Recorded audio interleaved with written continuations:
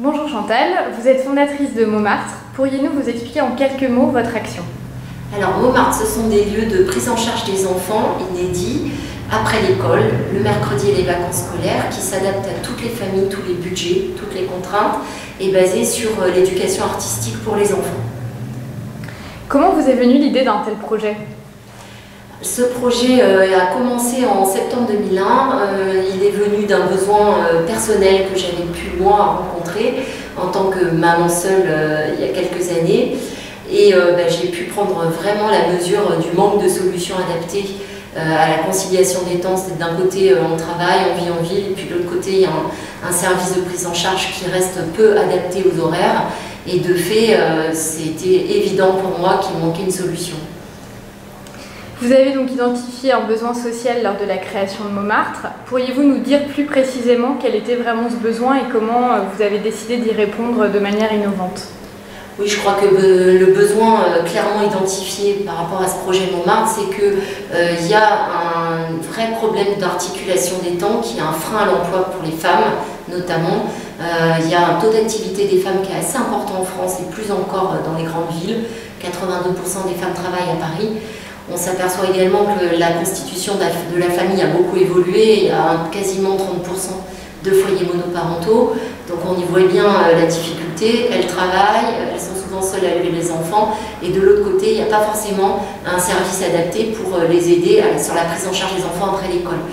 Puisque le service public très souvent s'arrête plus tôt, vers 18h, voire 18h30. Donc il y a un petit pas qui permet donc aux femmes de lever ce frein et de pouvoir aller travailler, accepter aussi des emplois qu'elles sont obligées de refuser. Donc on est vraiment sur cette thématique du frein à l'emploi des femmes.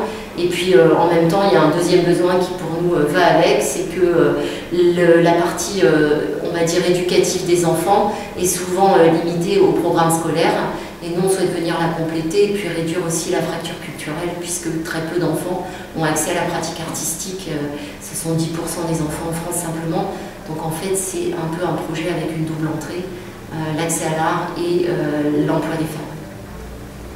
Quel est le message clé que vous souhaiteriez défendre aujourd'hui? Le message clé, c'est qu'on doit pouvoir aider un plus grand nombre de personnes, puisqu'on voit bien que la précarisation est encore plus forte dans certains milieux, et notamment on retrouve les foyers monoparentaux. Donc s'il y avait un message clé, c'est vraiment se pencher sur ce problème, parce qu'il est générateur de plein d'autres problèmes, et notamment de soucis de décrochage scolaire pour les enfants qui sont dans ces milieux-là, et qui de toute façon sont aussi impactés. Donc le message clé, c'est n'oublions pas les enfants au-dessus de 3 ans. On parle beaucoup de la petite enfance des 0-3 ans et les investissements sont assez forts en France par rapport à plein d'autres pays. Néanmoins, une fois qu'ils sont scolarisés, on est loin d'avoir réglé les problèmes d'organisation de la famille. Et voilà, donc mon message clé, c'est attention au périscolaire, n'oublions pas cette phase-là. Elle est capitale si on veut lutter contre le décrochage social. Le concept d'innovation sociale est placé au cœur des problématiques portées par Ashoka et les autres conférences. Pour vous, qu'est-ce qu'évoque ce concept d'innovation sociale? Alors peut-être que nous, ce qu'on va mettre plus derrière l'innovation sociale, c'est le fait de répondre à un besoin qui n'est pas couvert.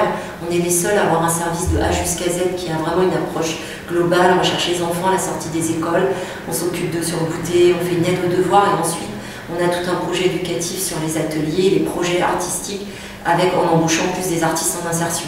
Donc cette approche-là, avec des horaires tardifs, puisqu'on ferme à 20h, et en plus il y a un tarif pour tout le monde de 10 centimes de l'heure à 10 € l'heure. Donc je crois que ça, on peut vraiment dire aujourd'hui qu'on est sur un besoin qui n'est pas couvert et on y essaie d'y répondre. Alors à notre échelle, je pense qu'on pourrait ouvrir des Montmartre dans plein d'autres endroits et on aurait toujours autant de monde à demander une place.